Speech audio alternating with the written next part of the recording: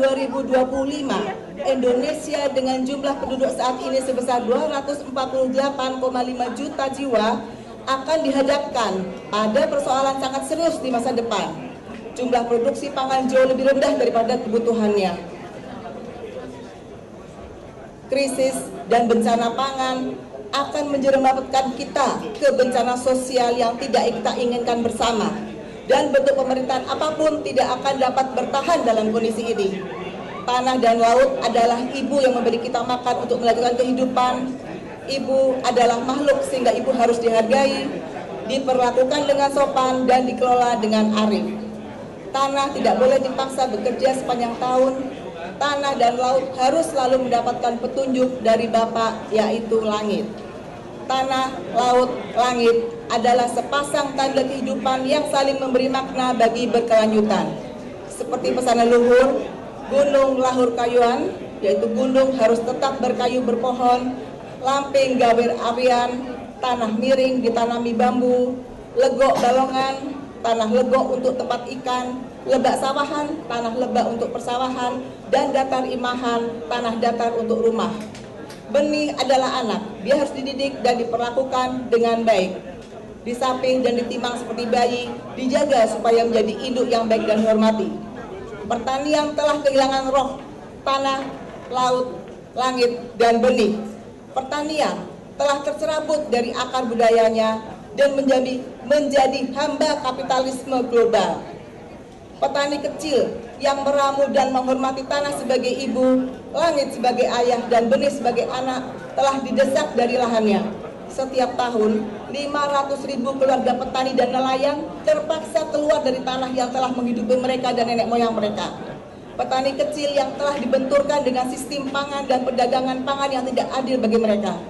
Pangan impor telah mengerus kemampuan mereka untuk berproduksi dan menguras kapasitas mereka untuk memberi sumbangsih bagi seluruh rakyat negeri ini. Aset mereka berupa lahan hanya bertambah 2,96% selama 24 tahun terakhir ini. Sedangkan aset pengusaha besar dan korporasi asing bertambah 144%. Petani dan nelayan kecil hanya bisa menatap sedih ketika gerbong yang membawa masyarakat kelas menengah dan atas di Indonesia semakin menjauh dari hadapan mereka dan meninggalkan mereka tetap tertahan di stasiun kemiskinan. Petani kecil sebagai komponen terbesar masyarakat negeri ini seharusnya ikut bersama mereka dan menerima kue pembangunan terbesar yang menjadi hak mereka. Bencana bagi petani dan nelayan adalah bencana bagi seluruh negeri. Dengan demikian, pertanian perlu dikembalikan kepada harkat sebenarnya sebagai agriculture, pertanian sebagai budaya yang menghormati tanah dan laut sebagai ibu, langit sebagai ayah, dan benih sebagai anak. Merusak dan meracuni tanah berarti merusak dan meracuni ibu. Memuliakan tanah yang terwujud dalam berbagai bentuk ritual pada praktek pertanian masa lalu mengandung tidak hanya nilai-nilai sakral, tetapi sekaligus juga mengandung filosofi mendalam untuk menyelamatkan alam dan kehidupan. Benih sebagai anak perlu dipelihara dan diberi kasih sayang sehingga menjadi tumbuh dewasa yang akhirnya mampu menyumbangkan dirinya untuk berkelanjutan kehidupan kita, sehingga terwujud kembali Gemah Ripah Lojinawi, Toto Tentrem Kerto Raharjo, Tukul Tanpa Tingandur, Murah Tanpa Tinurku. Masyarakat sejahtera digambarkan dengan kumpul rake bukir, ngadep ke pasir, yang berarti petani dan nelayan sebagai ujung tombak pembangunan pangan yang berdaulat.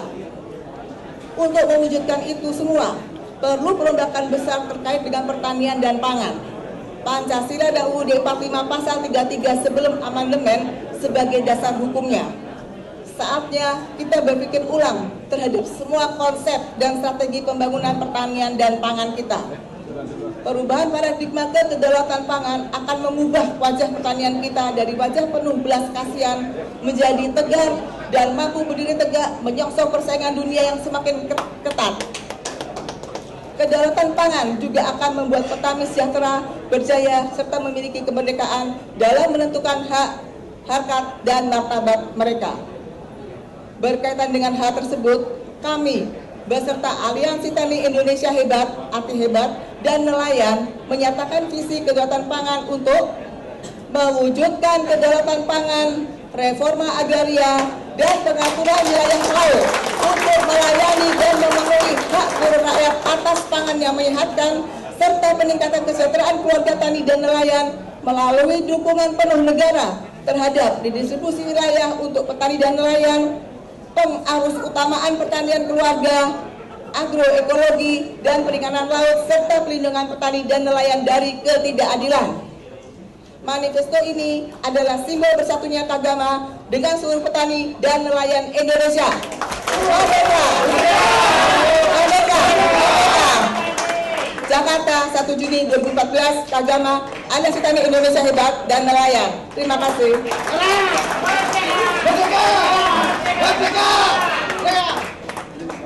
Selanjutnya saya mohon Pak Profesor Budi Pikyo selaku Sekjen PP Tagama untuk menyerahkan manifesto dan seperangkat naskah seminar. Silakan, Pak.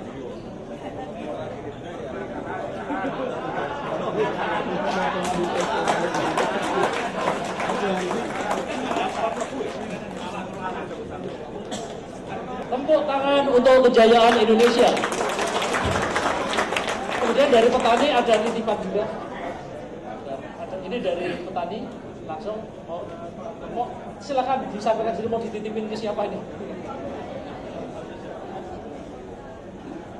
Kami dari Aliansi Tani Indonesia Hebat menyampaikan pesan ke Presiden mendatang, Presidennya Jokowi mendatang, untuk membangun kedaulatan petani, untuk menegakkan hak dan kedaulatan petani kembali.